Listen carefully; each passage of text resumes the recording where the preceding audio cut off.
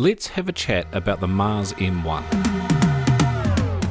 This is Hollyland's first dive into the monitor market.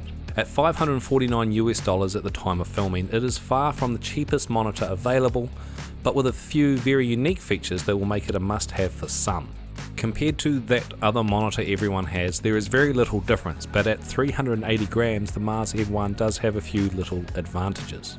A 1920 by 1080 5.5 inch screen, a USB-C port for loading LUTs directly onto the monitor, one HDMI in and one HDMI out, a 3.5mm headphone port. Its 1/4 inch mounting holes are on the bottom and one side as opposed to the top and the bottom, a built-in DC 7 to 16 volt 2 amp input without needing an extra module, and a DC 8.4 volt 1 amp output for passing on power to other devices, plus the biggest one of all is a built-in SDI input port. But to be very clear, the Mars M1 does not have the capability to record.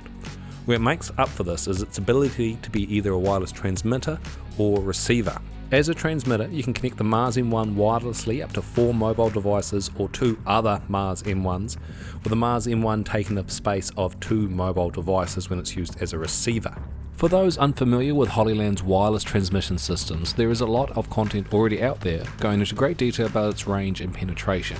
From my own testing with Wi-Fi to mobile device range, I found speed and quality fantastic to about 80 meters, though this is very dependent on line of sight. And signal does drop out very quickly as soon as you get an object in the way, but also reconnects nearly instantly once that object is removed. The app is a very simple piece of cake to use. As soon as you turn the Mars M1 on, it is transmitting a Wi-Fi signal. Connect your device to that Wi-Fi, open up the app and hit connect. The app also allows you to view any exposure or focal assist, but for that device only. It does not override whatever the monitor user is displaying or whatever other devices are displaying.